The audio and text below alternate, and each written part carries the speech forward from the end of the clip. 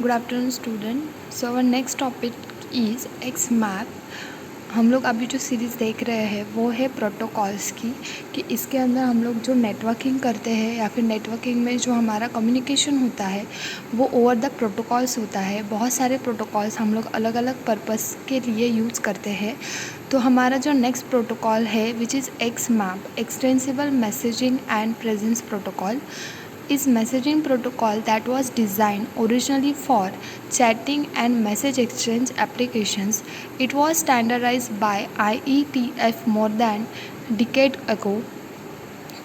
Hence, it is well known and has proven to be highly efficient over the network. Recently, it has been reused for IoT applications as well as protocol for SDN. The reusing of the same standard is due to its use of XCML, which make it easily extensible. XMAP supports both publish and subscribe and request and response architecture, and it is up to our application developer to choose which architecture to use. It is a design for near real-time application and thus efficiently supports the low latency small message. It does not provide any quality of service guarantee, and hence it is not practical for M2M communication. Moreover, XML message creates additional overhead due to the lot of headers, tag and format, which increase the power consumption that is critical for IoT applications. Hence, XMAP is rarely used in IoT but has gained some interest for enhancing its architecture in order to support IoT applications. So basically XMAP क्या होता है, तो XMAP is a extensible messaging presence protocol. ये protocol हमारा mainly इसका यही purpose है, जो हम लोग मैसेज करते हैं या फिर जो चैटिंग करते हैं ओवर द नेटवर्क, तो आप लोग मोबाइल टू मोबाइल कर सकते हैं, लैपटॉप टू मोबाइल पे करते हैं, पीसी टू मोबाइल करते हैं। ये जो आपका चैटिंग होता है इसके पीछे XMAP प्रोटोकॉल यूज़ होता है ओवर द इंटरनेट। ओके, जो आप लोग टेक्स्ट मैसेज करते हैं वो नहीं, जो आप लोग ऑनलाइन मैसेजिंग करते हो, फिर आपका वो ईमेल का चैट रहे, आपका व्हाट्सएप रहे, एफबी रहे, तो ये जो ओवर द नेटवर्क आप लोग करते हो चैटिंग, इसको XMAP प्रोटोकॉल से बनाया गया है। ये ईजीली एक्सटेंसिबल होता है, ईजी टू यूज़ होता है, बट ये ओवर द IoT हम लोग ज़्यादा यूज़ नहीं करते, बिकॉज IoT के अंदर हम लोग बहुत सारे हार्डवेयर पार्ट्स जो है उसको कनेक्ट करते हैं, उसमें ऑलरेडी हमारा पावर कंजम्पशन ज़्यादा होता है। प्लस XMAP के अंदर एक्सटेंसिबल XCML की जो कोडिंग रहती है वो रहती है, जिसके अंदर बहुत सारे टैग्स रहते हैं। इसके वजह से ऑलरेडी आपका जो पावर कंजम्पशन होता है या फिर पावर यूज़ होता है वो बहुत ज़्यादा होता है।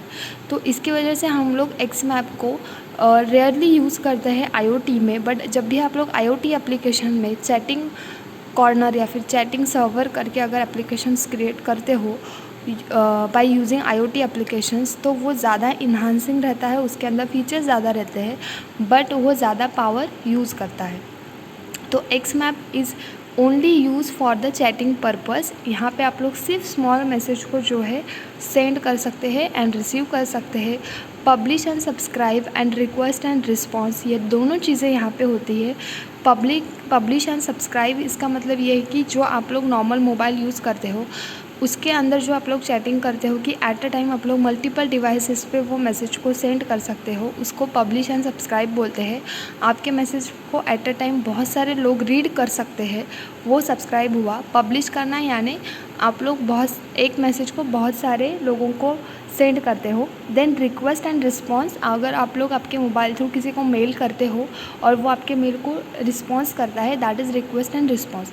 तो XMAP जो है ये दोनों चीज़ों को सपोर्ट करता है, publish, subscribe and request and response. Then next topic is MQTT, Message Queue Telemetry Transport, was introduced by IBM in 1999 and standardized by OS in 1913.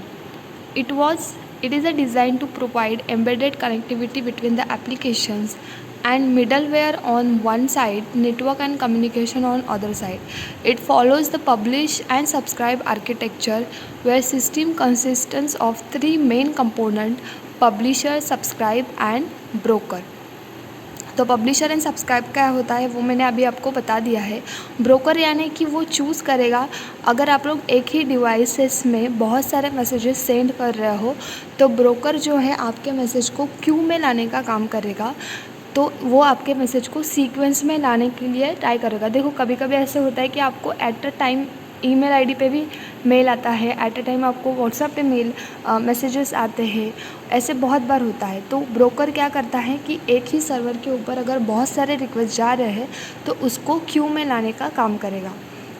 Then it follows the publish and subscribe architecture where the system consists of three main components: publisher, subscribe and broker. From IoT point of view, publisher are basically lightweight sensors that connect to the broker to send their data and go back to sleep whenever possible. Okay, तो IoT के अंदर हम लोग जो devices use करते हैं वो mostly digital devices रहते हैं। और ये डिवाइस क्या करते हैं, आप जिसको भी मैसेज सेंड करना है उसको थ्रू सेंसर मैसेज सेंड करते हैं। मतलब कि जितने भी डिजिटल डिवाइसेस आप लोग यूज़ करोगे उसके अंदर सेंसर एंड एक्चुएटर रहते हैं। तो थ्रू सेंसर वो जो डिवाइसेस हैं मैसेज को सेंड करते हैं और वहाँ से मतलब कि डीएक्टिवेट हो जाते हैं। और वो जो मैसेज है थ्रू नेटवर्क ब्रोकर के वजह से प्रॉपर डेस्टिनेशन पे पहुँच जाता है। From IoT, data go back to sleep whenever possible. Subscriber applications, they are interested in certain topic or sensory data, so they can connect to broker to inform whenever the new data are received. The broker classify the sensory data in the topics and send them to subscribe interested in the topic.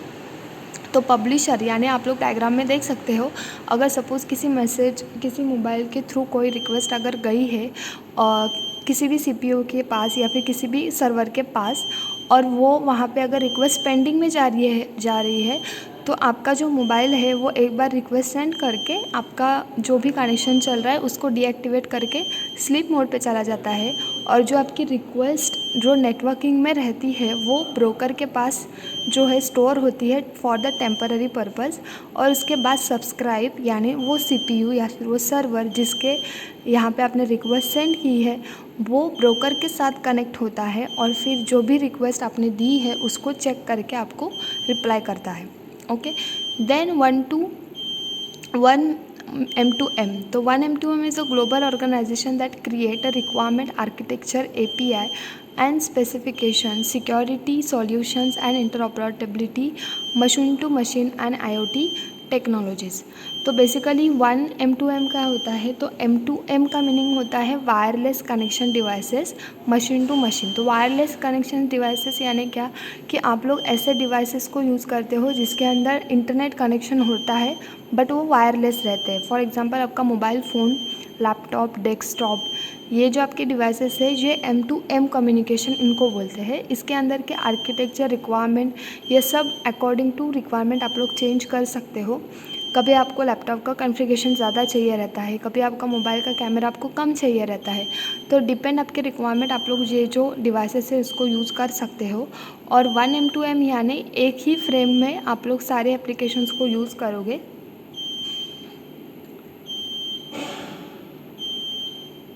इसी तरीके से जो है आप लोग multiple devices को at a time एक ही frame में यूज़ कर सकते हो। तो ये इतना इम्पोर्टेंट नहीं है आपके लिए इम्पोर्टेंट था MQTT जिसके अंदर पब्लिशर रहता है, देन ब्रोकर रहता है एंड सब्सक्राइबर रहता है। पब्लिशर यानी वो डिजिटल डिवाइस है जिसके थ्रू आप लोग जो है डेटा को सेंसेस करके सेंड करते हो। ब्रोकर के यहाँ पे वो टेम्पररी स्टोर करके लेगा और जैसे ही CPU या फिर सर्वर फ्री हो जाएगा वो ब्रोकर के साथ कनेक्ट करके आपका जो भी क्यू में जितने भी मैसेज है उसको वो एक एक करके रिप्लाई देता है। So these are the 2 points which we have covered, XMAPP and MQTT.